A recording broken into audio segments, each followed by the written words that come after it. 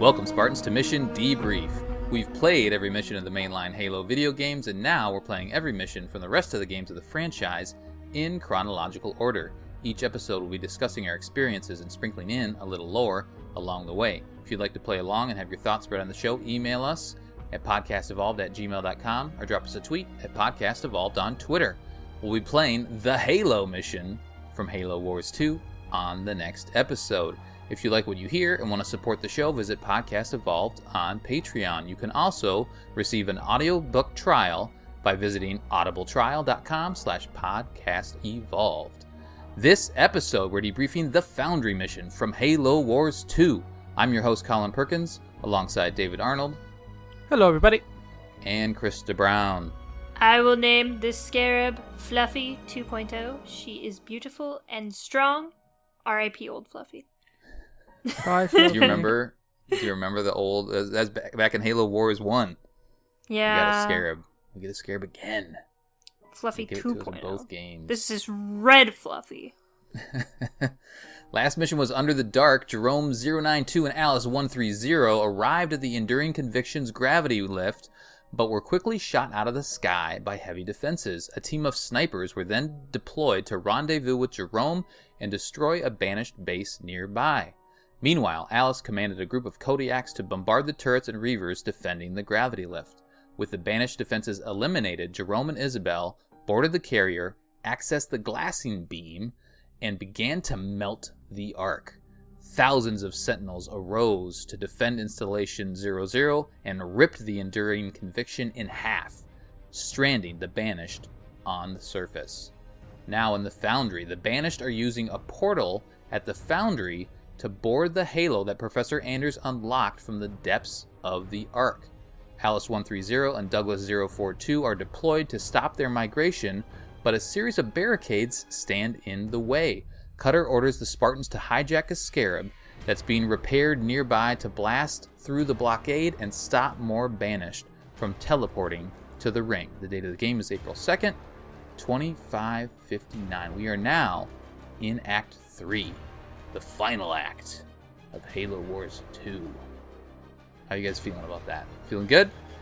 I like this game. We're quickly approaching the point where we do not have any more Halo games to play. Well, there's that. But also the end of the game. Are you feeling good about the, where we're at? You feeling strong? Feeling like you know what you're doing? David? Yeah, I am. Like, in terms of the control, like, I have now, like, the units I like down. I know what I'm building for the most part. You know what I mean?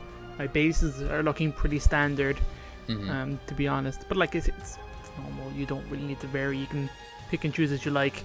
I built a crap ton of stuff in this mission that I'm kind of interested to talk about. Yeah, Ooh. Nice. Krista, I mean, I bring it up because I remember Halo Wars 1 and us talking about the ramp up. Every mission is a little bit of a tutorial and giving you more and more and more and more toward, and it's not until really the last couple of missions where you really have everything at your disposal. It's a similar journey in Halo Wars 2 where we've continuing to get more and more at our disposal. And I feel like this mission is kind of and we'll find out if we do get more toys in the next mission, but I feel like we got a lot at our hands. We can upgrade almost everything more than once, so they're giving us quite a bit here. Yeah, I think they did a good job with ramping up while still making it interesting and not saying, oh, here, you have everything. Yeah. For the last couple missions, which Halo Wars 1 did a little bit. It wasn't, like, obnoxious, but I think, like, this one we have a scarab. It's super fun. You have to blast through barriers and stuff like that. So I like the variation. Yeah, when Halo Wars 1 had the missions on the ship, on the top of the ship. Yeah, those were cool. So that was a little bit of a change up, yeah. So And we've had some change-ups and I forget what they refer them to, like little break missions where you can go back and just do some basic stuff. You get a little army. Yeah, like the just quest. crawling around. Yeah. Kind of the so questy. they've done a good job of mixing it up too. So, all right, David, can you take us through the mission briefing? Okay, here we go. I got it. I'm here. So, Okay. Captain Cutter goes, about 30 minutes ago, we lost contact with several of our landing parties on the new Halo ring. Shortly thereafter, we received confirmation of a large Banished invasion. No surprises there. Anders, when a new ring is launched, the Ark activates access points so Sentinels can finalize preparations. Atriox must be using these points to send his troops up. It's very clever. Captain Cutter says, we have to stop the flow of Banished reinforcements getting to this access point before our forces in Halo are overwhelmed. Once that's done, we can send our forces up to clean off the Banished off the ring. Anders says, and Captain, if I may, please try to limit collateral damage while you're down there. The Foundry is literally the birthplace of the Halos. There's so much we could learn from it about slipspace, gravitational manipulation, or building the biggest guns in the galaxy. Just don't blow it up. Because, that's what we do in Halo. Blow shit up. And then the mission pretty much kind of begins. Yeah, so just to recap that, I guess, since we blew up their ship, and they don't have a lot of, I mean, they have Banshees and stuff that they can fly one unit over. But have we seen any Phantom? I guess we've seen Spirit drop ships. So maybe they can get Spirit, some units over there that way. But I think the distance is pretty great, though. Yeah. What you kind of need to think about. Maybe you don't realize it. Right. We already have a contingent or some armies up there on the Halo ring. Cutter's saying, "Hey, we got some people up there, but they're gone now, or we have lost contact." And it sounds like the Banished are figuring out a way to get up there on the Halo, and so they're using these, what they just call them, access points. So somehow around this Foundry area, that's where these portals are that can then get units back onto the ring. And they say that they're there so that Sentinels can get up onto the ring to do stuff, I guess. So anyway, it's interesting. I feel like this mission needs a lot of setup, and they're trying to do that here, and then there's some more setup here in a little bit. But the mission summary is push back the Banished invasion to reach the Halo's control room. Is that right? To reach the Halo's control? I guess the control room allows... Maybe that's where this access point is. Within... that's interesting. Well, you'd want to get to the control room pretty sharpish, because I think that the standard layout of a Halo was kind of known now, I guess. Yeah. Even... But they don't talk about the control room in this mission at all. Maybe that's the next mission, but... That's not in the briefing, though. Where You're right, they're they don't going. talk about it. Yeah. Probably where they're going, yeah. The scouting report is blister back artillery units have been spotted in the area. Use Cyclops units to take them out. Well, not if they're in the air, but if they're on the ground, yeah. The objectives: capture the damaged Scarab, eliminate the Scarab commander and his support, breach the defenses with the Scarab, protect the Scarab. Lots of Scarab objectives. I wonder if is there a Scarab in this mission? I think there is. Really? I couldn't find it. Establish a base, destroy the Banished base to stop them from reinforcing the Halo, and then drive off the remaining Banished. There's a lot of objectives in this mission. I feel like it's not even that long, but it's just kind of I mean, the beginning of the mission is get the Scarab, and so there's lots of little steps in order to do that. The optional objectives are cripple the 3 Banished production facilities, prevent damage to the Scarab, and destroy the Banished fortress in under 20 minutes. The bonus objectives are destroy 25 base structures with the Scarab, destroy 15 blisterbacks, kill 40 squads with the Scarab, and destroy 15 Banshees with infantry or Wolverines. Part time was 20 minutes, although the strategy got screwed up again. It's at 44. All right, scoring goals. Gold, 135,000 for gold. Silver is 60 to 134. And bronze was 19 to 59. There are 2 skulls that you can get. This you can unlock Wovwoo, and that is a brilliant one. If the Scarab survives the mission, you get Wovwoo, so just keep that thing alive. And as we've talked about in the previous Halo Wars, the previous Halo Wars game, Scarab and Locust Beam weapons shoot rainbows made of pure love and hearts. And then the description also says, maybe Atriox isn't such a bad guy after all. Aww. I actually activated that skull for the first time in this mission. Or I think I It's did last so mission, but much didn't realize fun. it. It's really Isn't good, it yeah. Yeah. The second skull is sugar cookies, and the scarab needs to have health above 25% when you end the mission. That one is all players' units have 50% more hit points, and the final score decreases. Krista, what's in the toy box? Oh, so many things. Our hero units are Alice and Douglas because Jerome is falling through space with Isabel. Right. We initially get a command center, which is the fire base we have. With 7 slots, we can upgrade it to headquarters for good results. Do that. Mm-hmm. And you get you get like one mini base and then another fire base, right? Yeah, there's another little. No, oh yeah, there is another fire base, and then It starts at 3 mini slots, bases. and then you can upgrade it. Yeah, and then you have Yep. a 2-slot mini base. All right, so we have some base defenses turrets, which you can upgrade to anti-infantry, anti-vehicle, or anti-air, and you have the siege turrets. Yeah. Which are very nice. We like the good. siege turrets. Our units are Marines, which you can upgrade to grenade throw and combat tech. Jackrabbits, I don't know what the hell those are, but you can get a mini frag launcher and a support drone. Sounds great. So I think we talked about last mission. Where did these jackrabbits come from? I did do a little research. Well, I just read the Phoenix Log, so that was my research. But in it says that that Isabel had the blueprint from her time on the Ark. So somewhere along the lines, the UNSC developed the jackrabbits, and the Spirit of Fire didn't have that access to that. So once they met Isabel, she gave them the blueprints, and they started making jackrabbits. There you go. What a waste. Our structures are supply pads, which you can upgrade, generators, which you can upgrade. Our barracks, which have an infantry upgrade 1, 2, and 3. The barracks has Hellbringers, Snipers, and Cyclopses. Hellbringers can be upgraded with dispersion nozzles. Snipers can get active camo. And what is that? Stanchion sniper system. And Cyclopses can get shock rounds. We have a garage. Vehicle upgrade 1, 2, and 3. We can get Warthogs and upgrade them with a Gauss cannon. Wolverines, Scorpions, which we can upgrade a canister shell. And then finally, last but not least, we have our air pad, which you can upgrade 3 times. We have a Hornet, you can upgrade to Wingman. We have a Nightingale. And we have Vultures! Hey! Yes! Finally! Give me it. Give me They return. all of them. And then, of course, we have the Armory Advanced Logistics 1, 2, and 3, which speeds up troop production. Reinforcements 1 and 2, which both of them you can get plus 20 troop population each time, for a total of plus 40. So 120 troops you can play with. And That's then we some have... good math. It's really good math. I'm just a genius.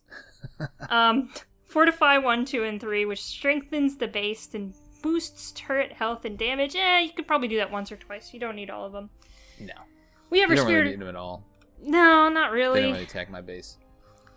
We have some Spirit of Fire abilities. Restoration drones, which can be upgraded 2 times. Archer missiles, which can be upgraded 2 times. Battle Hardened, which can be upgraded twice. Locust Mines, which can be upgraded. ODST drop, Turret drop 1 and 2. R&D 1 and 2. And Holographic Decoy for some reason. You gotta do that if you really want to. And we You have don't burn Banished. the resources. Guys, I haven't gotten to the Banished units yet. Oh yeah. Those still exist. Alright, so we have our hero unit, which is an elite honor guard. His abilities are Mercenary Rage, boosts everything. Mercenary Wrath, boosts everything again. And Unseen Blade, boosts everything again and permanently cloaks. Oh goody. Excited about that. We have our ground units, Grunts and Brutes. Jump Pack Brutes, Elites, and Hunters. I didn't see any suicide guys. No, I didn't either. We have some vehicles. We got choppers, reavers, wraiths, and locusts. Fun stuff. Our air units are spirit drop ships, banshees, engineers, and blister bags, which are super fun. And we had no leader powers. I was waiting for that glassing beam, and it never came. I thought it was gonna just yeet my scarab immediately. Just like, you know what? Fuck your scarab, it's dead now. But if you think about it, canonically, that glassing beam's coming from the Enduring Conviction, and that Enduring Conviction ain't up in the air anymore. I would imagine the vortex lightning probably comes from that as well, right? Yeah. Maybe, I don't know. Maybe they thought about that. We'll see. Maybe they did. We'll have to wait till the next 2 missions to see. Yeah. And once I see that ventral beam, I'm going to be really angry. There's nothing in orbit to glass me. What is happening? Right. You can just summon plasma out of thin air. Okay, I'm done now. Do you guys have any thoughts on the new units? So the Vulture is our Vulture that we've come to love from the original game, and then this blisterback thing. It's pretty cool. It floats around and shoots stuff, and then you can put it on the well if you hijack it with one of your Spartans, which spoiler you should, yeah. You can then put it on the ground, and then it'll be like a ranged turret type situation. It's got a crazy range on it, too. It does. It's super. It's crazy ranged. You can pretty much get out of there. It moves fairly quickly, so you can just pop it back up and fly it somewhere else, and then put it back down, and just keep doing that over and over again. It's a really interesting unit. It can be an air unit while it's floating, so if you have, people who can only attack ground units, you're immortal, basically, when you're in the air. Yeah. And also, if you have a bunch of air units assaulting you, you can put him on the ground and he just shreds through them. Mm-hmm. So it's a very good unit. It has a lot of uses. I used it a lot in whatever multiplayer and stuff. When I was doing that in Halo Wars 2, I remember making just armies of blister packs. Yeah. It's pretty devastating. It's the answer to the Kodiak, right? Because the Kodiak will then, hunker down and be able to shoot. Oh, I guess so. Yeah, it is. Yeah, a deployable. It's just a faster, better utilization. Mm-hmm. It's just an all-around better unit. Has more armor, but yeah. Yeah. Is more. The blister pack can shop move in this more, mission though. They're pretty cool. Mm-hmm. All right, so we talked about the setup at the beginning and how the Banished are using this, this portal, they call it access point, to then get onto the Halo ring that's now floating above the Ark. And then there is, there's a little more setup that the mission starts out talking about we need to stop them, but there's a barricade in the way. So Captain Cutter says, we don't have time to try and blast our way through every second we wait. The Banished are moving more troops onto the ring through this access point. We've got to reach the Foundry and stop the Banished boarding the ring. And then Anders chimes in and says the Scarab's plasma beam could easily destroy the Banished barricades if we could capture it, that is. And then Cutter says, I know just the people for the job. And he just happens to have 2 Spartans at his disposal. So the whole mission, at least the beginning of this mission, is we got to get to the Scarab first in order to then blast our way through these barricades. And the barricades are rock, which is also a little weird. They're not like structures that they built to stop us from getting to them. But anyway, so why don't you take us from there, David? The opening scene is, our little contingent of our little army pretty much getting smoked before we drop in our Spartans. Yeah, so there's a small little base kind of here that's allied. I don't think you don't actually get access to it. I think it stays allied too, doesn't it? You do at the very, once you build your base, it becomes yours, does it? To it. Yeah. Oh, I never actually went back to it. So there's a base with some ODSTs actually sitting there waiting, kind of holding the ground. There's a lot of forces coming on top of them, a bit of a mix of everything. And then you hear Cutter come on, we're going to clear the way for you right before we drop reinforcements. And you get to see a double line of Archer missiles get launched. Yeah. It's pretty dope. I wasn't too sure what was happening because I was I was trying, you have control of the camera, so it's but you don't have any units. So I was what the hell? And then double lines of Archer missiles kind of crash down. It looks pretty cool, and it wipes out everything that's in front of you. So I was that was pretty fucking dope. And then you get dropped off these 2 mega pelicans, because it's like a cartoon clown car of the shit that pops out of this fucking these 2 pelicans. So 2 Cyclopses, some ODSTs, 2 Spartans, and 2 Scarab tanks get dropped down. And I'm like, what the fuck? It's ridiculous. That's why they're crashing all the time. They're overloading the stupid things. They've just crammed in full of crap. So that's pretty cool. These are like pretty fun units to start off with off the bat, because it's a good mix of units. And obviously Douglas and Alice are pretty dope. Douglas has a rock launcher and Alice has the chain gun. And so you pretty much just fight these kind of units at the start, and kind of like it starts off pretty linear. You have a small kind of corridor to work your way up to the actual scarab. So like it's pretty simple. You're just kind of moving up. It's kind of introducing you to like the long range of the blister back, and kind of showing you the kind of range it has, and there's some troops kind of around, and you pretty much should just take over the very first one you see, because they're pretty fun to use after that. So I had one for a while. It died pretty fast after that, but you just loaded them in this map, so I was constantly grabbing them and moving them around and stuff. There's a bunch of resources along the way that you want to grab too. Yeah, there's loads, and it is worth grabbing, because I found myself pretty hurt with resources at the start. Now I did drop in ODSTs before I even got a base, just to have more units on the ground. That makes sense. Yeah, I found myself losing some troops fast enough. These small little kind of banished outposts you kind of meet, and that's, I think, like Colin said, it's one of the secondary objectives to beat these. So they're worth taking out, because they just drop units all the time, and one or two of them actually reveal little areas for you to take over yourself and build a little mini base. It's kind of fun. You just kind of move your way up through the map. There's nothing really special here. Do you know what I mean? You just make your way up. It feels like when you were just running with Alice. Remember those early missions? Yeah, it's exactly one of those. It kind of feels like that, but you're a little heavier equipped. You got the tanks and whatnot. It's cool. I did use a few like healing drones to kind of bring my units back up, because I was taking a bit of damage. When eventually you make it up to the scarab, it's covered by a big shield, a big dome. You get introduced to like an elite zealot, which is pretty cool. So there's a nice little back and forth where he's like, you're not stealing my things, demons, blah blah blah. You got stupid faces and I hate you. Yeah. And then Douglas is like, oh great, I haven't made a zealot in a while. Which is pretty much a callback to like were they zealots? They probably weren't zealot actually. He's an honor guard, is what he's referred to. Honor guard, sorry. Yeah, honor guard is the word.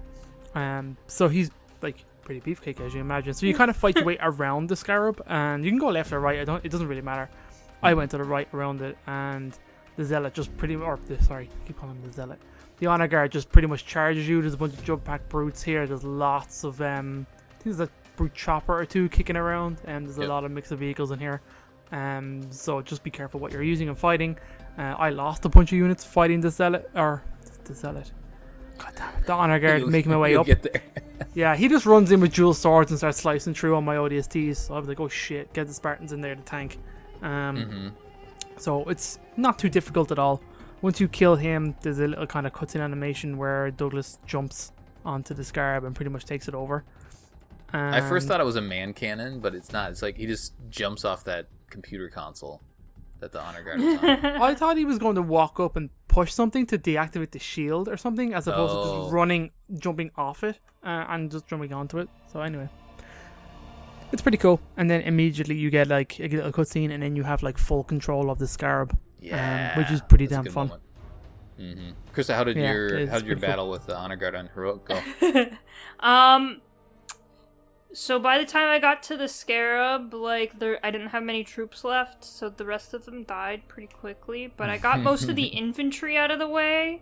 Okay. And so I just had both of my Spartans take blisterbacks, and then I just didn't press Y on the blisterbacks, and the honor guard couldn't do anything. Oh, because he couldn't reach you. You can't reach you, so I just sat there and just let them murder him with no consequences. It was great. Nice. At one point, I was like, I had both of them like on either side of the scarab, so I would have one go on the ground and shoot him, and then as he walked up to him, I'd press Y again and then do it to the other one. So I was like, oh, I like that. Making him run back and forth. You're like playing a hot box with him. That's good. It was pretty He's funny. Like running to one side. Because he'll immediately aggro on whichever one's on the ground. So you just have them far enough apart that they can still hit them, and then he has to run back and forth. Oh, I feel so bad for him. You just toyed with him. He's not very honorable anymore. No, he's very dead now. I played on normal and heroic. I've been trying to do a heroic run. And he was very difficult for me when he killed all my army, and I had to restart the mission originally, until I did figure out that same strategy where you just kind of float with your blister backs up above. and then take them out. But then you don't have any units left. When I played on normal, I at least had some units to get to the next space. Oh, you're about to get a scarab. Who cares? Yeah, that's true. But then I was worried about my objectives and keeping it healthy and all that sort of fun stuff. Oh, you don't do the objectives when you're on heroic. Yeah. Because you don't need to. Like we've talked about it, and the game doesn't care what difficulty level you do it on. Yeah, you get do the it. You do it on easy, and you get all of them. Yep, and then you're good. There's nothing, no difficulty tied to all that stuff. So. Yeah, so it's fun having this Scarab. You guys want to talk about the Scarab a little bit? The animation of this thing, it's so good. It seems really cool. So alive. It seems like an animal, doesn't it? Like every once in a while, like if you just have it idling, it'll like just kind of move its legs around a little bit, like tip-tapping a little bit, but it shakes like the entire screen when it does that. Yeah. Oh, and then when great. It blasts, is it the focus beam? Is that what it's called? Scarab beam. When it shoots, it like rears back. And yes. It really just gets into it. Yeah, it's super cool. It's very well animated. It looks great. And it's got a little spinning thing on top that's, I don't know, it must be powering the beam.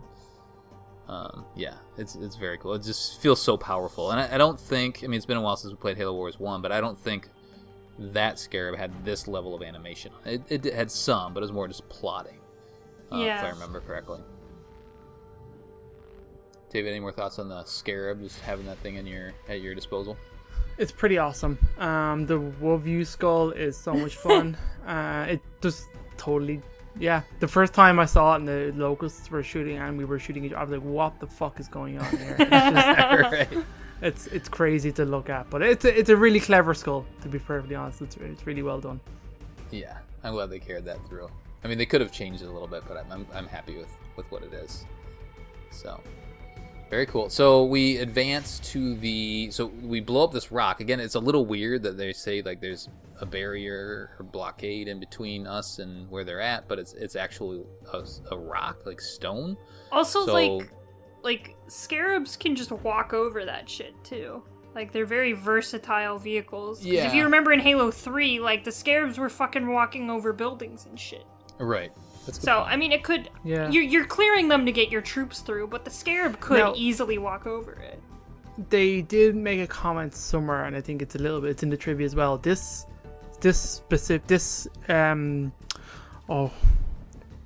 Scarab crashed from space, so it's actually damaged. That's like an impact crater of where it landed. Okay. It like fell off the... Yeah, so like...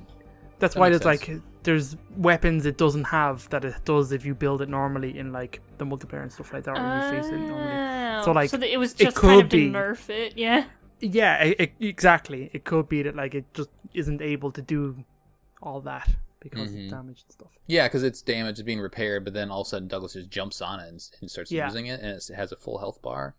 So yeah, that makes sense. I like that. And the other thing to notice is if you look at where it steps.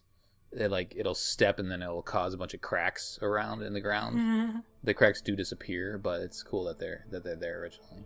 So good. Yeah, Krista, why don't you take us through this base building and just kind of your approach on this second half of the mission? Yeah. So I got to this part and I'm like, oh, there are vultures. That means I need to get them immediately. So I built three fully upgraded generators, an air pad, and the rest all. Supply pads, upgraded supply pads. Okay. And I used that double mini base as well. That's pretty much what I did. And then I just waited to... Well, initially, I of course was waiting to get the base upgrade, which is 1,500 lightning bolts, which takes a while. But in the meantime, I made some Hornets and some Nightingales, and I got the second base, which is you just destroy the rock and it's right there. But did they attack you at all? I got a lot of forces. Yeah, me too. If you move too far forward, they like send a massive force on you, which I did at the start. Well, no. So even if you don't destroy that rock barrier. Oh, I wasn't. I kind of destroyed the rock pretty quickly, actually. Oh, you did. Okay. I made a small kind of thing of a small platoon of Hornets and Nightingales, and I just went for it. Gotcha. And then you found the big army on the other side.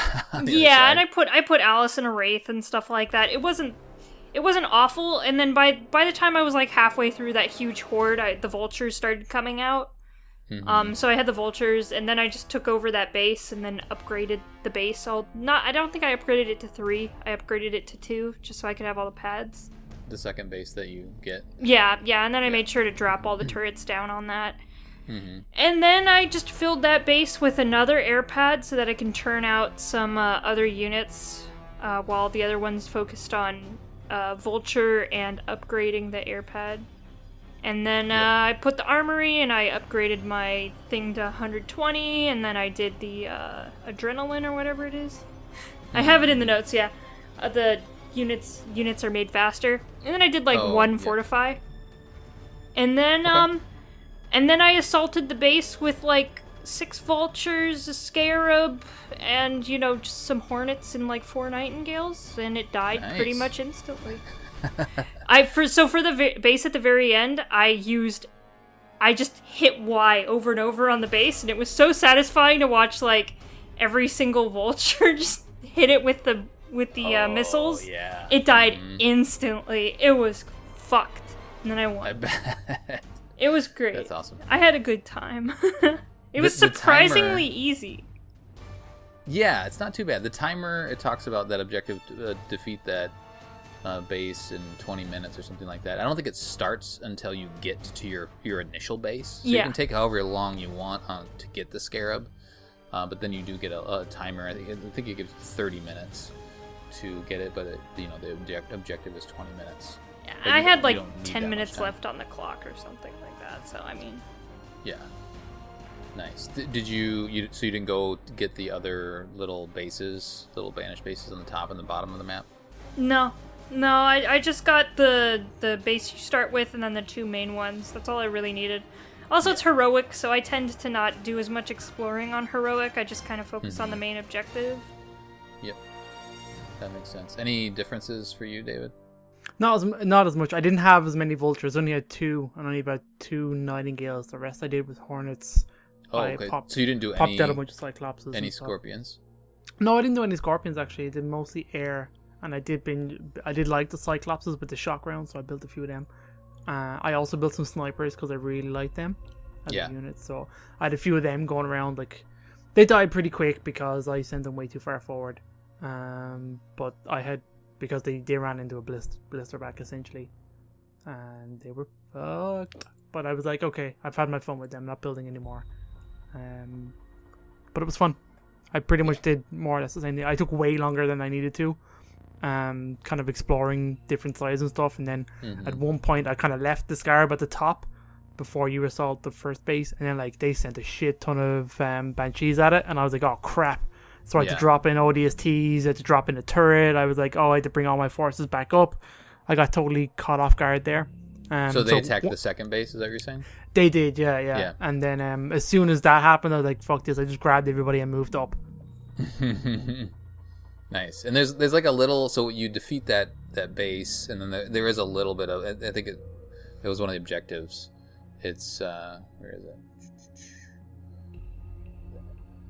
Drive off the remaining banished. So you destroy the base, and then there's a couple blisterbacks and a couple other enemies just to clean up, and the mission won't end until you do that. I did go, because I've been getting the objectives, I did go to the top and the bottom of the map, and it didn't take too long. There wasn't a whole lot of banished dug in there, but I think every time I went down first and just cleaned up, there's a little turret and a little mini base down there and a couple of resources and whatnot. It kind of gives you something to do also while you're building up your building up your army. So I just sent I sent a decent contingent down there just in case, but there wasn't a whole lot down there. You don't really need the scarab, but I walked the scarab down there, and then went to the top. And I was also trying to get the objectives. You need to destroy the base buildings. 25 I think with the scarab, and so in order to get that objective, you have to go and clear out both of those spots to do that. So I did that, and then I did a garage and airpad approach. So I built up some Wolverines. Again, the Wolverines and infantry for one of the objectives need to take out a bunch of Banshees. So I built a couple of Wolverines, and they come in handy. I think the Wolverines are a better unit in Halo Wars 2 than in Halo Wars 1. They seem to be, I don't know, just more effective. And maybe there's more air units from the Banished, I don't know, but they seem more useful for me. So they did a good job against the Banshees, and then the Blisterbacks, if they were floating around, they helped clean those things up. Built some Scorpions, and then the rest were Hornets. I think I built one Vulture maybe and a couple Nightingales before I assaulted. I don't remember building any Cyclops, a couple Marines here and there, and maybe an ODST drop, but for the most part, pretty standard fare. The one thing I did do on the second base is I did build turrets up around it because I think my first playthrough it did get assaulted by that. Yeah, I did actually. I built some siege turrets up there. They were fun. Yeah, but siege turrets. Snipers. Yeah. Yes. Yeah, siege turrets are nice because they just kind of pepper that big battle at the very end. Because when you do move your entire forces up there, you're like, oh crap, there's a lot of units here. So it is this big giant battle, and you really don't have to micromanage it that much. I feel like I just kind of plopped everybody in the middle, and because of the Scarab and everybody else had decent veterancy at that point, they cleaned it up. So this mission wasn't too difficult. And I had the thought at the end, it's like, is this mission easy, or am I just finally, do I know what I'm doing? I feel like at the end of this mission, knowing that we're getting towards the end, I'm feeling good about my skills at this point, and I don't know if it's a combination of, hey, you have a Scarab and that it's just badass, or I actually am getting better at the game. But yeah, this mission helps make you feel powerful going into the final two missions. Let's see here. Anything else about the main mission you guys want to mention? It's pretty cool. Simple, basic, but I like it. It was fun with the Scarab. They made a good, fun mission. Yeah. There was, I was looking at the notes. What was the little tidbit? Oh, I'm forgetting what it was. But they did play in the development of the mission. I know they were playing around with the Scarab and like how to integrate that. Oh, I think they made the Scarab an optional objective at one point instead of like you had to go get the Scarab to complete the mission. But I'm glad that they kept it in as like, hey, everybody gets to experience getting this Scarab. Yeah, I think it was a good idea to make the Scarab like the highlight of the mission. Yeah. The other thing I was going to mention, Douglas has lots of fun. Like, remember when he came in and what did he take a Wraith right away when he came back from being down? And then he gets to drive the Scarab too. It's like, come on, give Alice a little bit, Oh, Alice can do whatever she wants. She's a strong, independent woman. She doesn't need no Scarab. Well, she had a couple missions, so that's good. And they gotta give Douglas, they gotta balance it out. I think unless it's 3. So Douglas does get to drive this thing. Alice has the personality of the group. Yes. I don't know. Douglas is pretty fun in this one. Douglas says some stuff. He says some stuff. Oh, we need to get you one of these, Alice. Yep. And he says when he takes it over, he says, "This sure beats a warthog," which that's a decent line. Could you imagine 2 Spartans with a Scarab? Oh God. They would just blow up everyone. It'd be great. They would. Scarab battle. Oh. Spartan v Spartan Scarab battle. I like it. Yeah, I think that's all the major stuff that I wanted to chat about. So, any trivia, David? Small bits. This is, like I said, the Scarab on this level is not equipped with Thrasher missiles due to the damage sustained in the crash, and is therefore unable to attack air units. Orda Val Sahim, who appears in this level, also appears in a few of the Phoenix logs. I'm guessing that is the Honor Guard. This is the only time an enemy Sangheli Honor Guardsman is faced in the campaign. There you go. Yay! That's what I got. I'm trying to think. Remember those conversations with the Banished? Remember it was like S and D or something like that. So there's probably not this guy, is it? No. Yeah. Okay. Well, S and D are the Oni agents. They're the Oni agents. Oh, but I thought one of them was an elite. They were interviewing an elite, I think. But they were talking about the interview. Yeah. Oh, I gotcha. Okay. Let's see here. The other thing. Oh, there is a little end gameplay cutscene, and the Scarab is just immobilized at the very end, and then you see Alice and Douglas go up to this access point, and then they actually get excited about meeting up with Jerome, which is kind of cool. And they're a team. They love each other. The red team is reunited next mission. Ooh, that'll be fun. What about the Phoenix logs? All right, we got 2. The first one is Enduring Conviction battle reports. These are just various battle reports kind of from your campaign. They're all incoming R dash and then a 4 number, 2 sets of 4 numbers, and they each change. I'm not going to read out all of them because there's like 12 of them. Not really. So they probably either mean the unit or maybe the time that they were coming in, but I'm guessing probably the unit. These are probably unit numbers. Alright, so incoming. We have spotted a small human vehicle force on the southern spire near the ruined human settlement. No sign of a larger strike force, but all brute forces in the area should be ready to mobilize in the event of a larger human assault. The next one is humans routed from my area, many dead, one of their demons immobilized, the other missing, presumed dead. We have secured prisoners for interrogation and sport. The next one is the humans launched a surprise assault against Decimus's salvage operation. Superior numbers forced Decimus to return to base. Decimus has been ordered to report to Atriox immediately. All banished outposts to be on alert for further human assaults. Ooh. This is like literally the campaign. Yeah, right. Supply deliveries along the southern spire. Supply lines have slowed significantly. Rumors delivery outposts have been lost to human forces. Temporary reroute the emergency supplies underway. We have also reports of several communication blackouts at one of our settlements. Seems to be a small second force operating independently of the main force. Reinforcements sent down to bolster our base. There and eradicate this problem. Ooh. Next time is cartographer lost to the enemy. It is believed humans managed to recover information from Decimus's base, and location of portals controls are now compromised. Decimus reassigned to protect likely portal targets. Uh-oh. The next one is loss of captives to the guerrilla forces. No survivors, but garbled reports from the Ungoi forces of an unknown translation. Rumors of this unknown translation are unsettling the Ungoi forces, and there have been several deserters.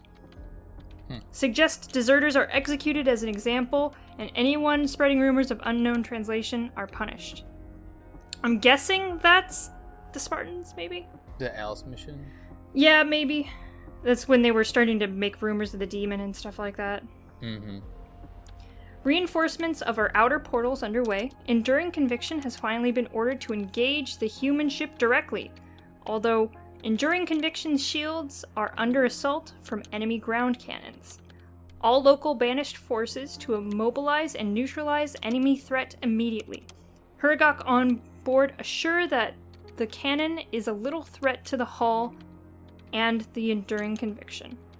But losing our shield could leave us open to other attacks. The next one is, Enduring Conviction has lost all shields. All available Hergok to be reassigned to repair duty immediately. No sign of orbital counterattack. Assault against Spirit of Fire continues. Incoming. Alert, we have been... ... Report ends. Okay. So they took it up through there. Okay. Gosh, cool. It's a long one, yeah. This next one is not as long. It's called The Snake That Eats the Tail. It's by unknown author, installation 00, date 01/14/2555. Once again, the humans have damaged installation 00 with their war, children allowed to run rampant and unchecked. Oh, it's glitching. Okay. It was spelled weird. Okay. Correction. Like children allowed to run rampant and unchecked. These are truly one of the ones destined to carry the mantle? Perhaps it is heresy to question the librarian's plans, but one's thought tend to wander and dwell on forbidden thoughts when one has been left alone for so long. How long has it been now? So is this Tragic Solitude? It is, yeah. It is. Cool. It's said as unknown author, but it's Tragic Solitude. 2555 is when Tragic Solitude kicks the bucket. So. Yeah. How long has it been now? No matter. I cannot help but question the wisdom of my masters. After all, there have been countless battles, and each time the only difference seems to be the names of those involved. Can the universe really be shod and bridled like some common beasts simply to serve the wants and needs of petty organic life? I have had time to think, had time to do little but watch the events unfurl, and to my senses there has been no advancement. If a rock is cast into the water, no matter the weight of the force of the ones who hurl it, it creates few ripples quickly and is submerged into the calm lake. Its purpose, then, to simply upset the stillness, albeit temporary? If so, then surely it is selfish, prideful need for immortality in this sentient being, and a need which we cannot encourage. After all, they have only hurt themselves.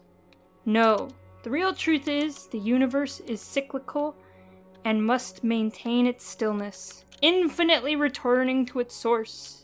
Installation 00 must be maintained and returned to its former state, and those who have done it harm must be dealt with. It is time for me to get to work. So that's Tragic Solitude. If you want to learn more about Tragic Solitude, I would suggest Hunters in the Dark. Yeah, because Hunters in the Dark must take place after this. Yes. After that. Quote. Yeah, because Tragic Solitude's not around for this game. Yeah. He doesn't make it. Aww. Alright, so the locations, I forgot to mention that. One is near the Scarab Repair Pit by the Debrief, so we can find one of those Phoenix logs, and then the other one spawns nearby when you destroy the Banished base in the South Basin. So that must be... Yeah, I don't know what the directions are for this. So anyway, there's another one that pops up when you destroy one of the bases. Alright, let's do community, and we'll get out of here. Dave, what you got on Facebook? Facebook, Colin Perkins created a poll. Ooh, what? Saucy. Admin on the 17th of August at 3:46 p.m. If you could control one non-hero unit via first-person mechanics in Halo Wars 2, what would it be and why? Question for Mission Debrief, Halo Wars 2, Foundry Mission. So we have Scarab, Vulture, Cyclops, Condor. That's pretty much how they voted. Everybody wanted those Scarabs. Oh, yes. Then the Vulture and Cyclops. Via first person is a weird option. Yeah. We also so I have... was trying to tweak the question in a way that wouldn't be the obvious, like Scarab isn't the obvious answer, but... Vulture is the first person answer. mechanics. Yeah, I mean, you have Guilty Spark in there. Well done, Richard. That's pretty good. And a bunch of other stuff. But, like, the first person mechanic, like, the sniper makes sense because it's an FPS guy, but controlling a vehicle is weird in first person. Yeah, I that's think. a good point. I guess a Cyclops would just be like a first person shooter as well, like because of the nature of what it would be. Yeah, it's like your would be something similar. Yeah, I'd like a Vulture. I think that'd be cool. That would be super cool. I'm not sure how it would work. Like for like the Scarab and the Vulture, you'd have to be like third person behind the vehicle. You'd want it to be, but like the Vulture would be okay because the I think it'd be fine. There's lots of first person flight ready. I mean, games. we've done a Pelican. It would just be kind of like that. Yeah, true. Yeah. We've got some comments. So Hayden says Cyclops would be great, but I think a fast moving vehicle like a Jackrabbit would be really fun in an FPS Halo. Especially in open world levels and custom games. So they took it that way, which I think is more interesting. Like, not that you're in first person in this vehicle / unit, but that it's in a first person game, i.e. the game pulls you into third person. Like, yeah, a Jackrabbit probably could be fun in an open world game. The Scarab, why? Because it's a Scarab. That's right, Jesse. The sniper minigame in Halo Wars 2 would be amazing, especially the ability to target specific units during a fight from first person would be pretty cool. I like that. Would have loved something like Operation Sparebreaker to be done on Halo 3 ODST engine. Fuck yeah, buddy, Richard. That's what talking about. That's a game. David Dusenberry. The Vulture would be pretty epic. It's kind of like a Halo attack helicopter. like a direct action Black Hawk carries people and rains fire. Yeah, that'd be pretty dope. Manny says Cyclops, obviously, since Xbox reviving the old Halo version of Mech Assault would be the bee's knees. Yeah, I remember Mech Assault. Scarab could use the horror in the Marine's eyes as I obliterate them, definitely. Richard says Gilly Spark, so I could choose not to kill Johnson. Choice. Storm says I'd say ODST, especially Boomerang Company. Granted, we played them for a while, but in the campaign story base would be pretty good to continue their efforts. I agree. That's pretty good. That's some good answers. I like the where people's minds went. Cyclops is obviously better than the other crappy Walker, the Mantis. So like I'd rather go Cyclops than Mantis. Really? You just hate that thing. Yeah, it's just not fun. Cyclopses can run, so I mean. Yeah, that's a good point. I mean, do you remember the cut scene? One of the first cut trailers had like a Cyclops jumping over shit and like running into battle. Yeah. That's true. Mantis ain't gonna do that. All right, thank you, Facebook. What does Discord have to say? All right, so there wasn't a poll, but it's the same question. Cass says the obvious answer is Scarab, to be honest. Beyond that, I think the Blisterbacks and the Kodiak would be absolutely great fun to control. Prophet of Rhyme says Scarab, easy, win against all my enemies, won't be able to stop my path of destruction. Third says nothing beats the simple joy of driving a Warthog. Matt says Decimus, boss mode, orbital strike, so much HP. As a player character, you could run legendary without dying. So, you'd be able to beat Decimus. Pope says, does the Cyclops count as a vehicle now that it's an infantry unit? Because I really like the Cyclops. Yes, it does. Yeah. You can play as the Cyclops. Claptrap says a lick. Or a lich. It flies slowly and there are shades on either side. Yeah, it would be fun, I guess. Jedi Spartan 38 says any hunter variant. Barlet King says ODST unit we could really do for more first-person shots of dropping from orbit. And finally, Shadow of Oni says, I want to play as a pelican so I can feel what it's like to constantly be a failure. ... Oh wait. That's my favorite. Yikes, I like it. I like it too. Awesome. Thanks, everyone, for participating. Send us your thoughts. We always love reading those. Only a couple chances left. Well, for the main campaign here. You still have to come up with more questions, Colin. Yeah, I know. Rack my brain. You know, all of the Awakening the Nightmare ones can just be flood questions. Yeah. It's fine. Wait, what? There's flood? Huh? Spoilers? It's Awakening the Nightmare. What else is a nightmare? All right, that'll do it for a debriefing of the Foundry mission from Halo Wars 2. On the next episode, we'll be covering the Halo. Send us your thoughts at podcastevolved@gmail.com or drop us a tweet at podcastevolved on Twitter. You can also support the show by visiting Podcast Evolved on Patreon. And don't forget that free audiobook trial. Visit audibletrial.com/podcastevolved. Until next time, evolve. Evolve! Evolve!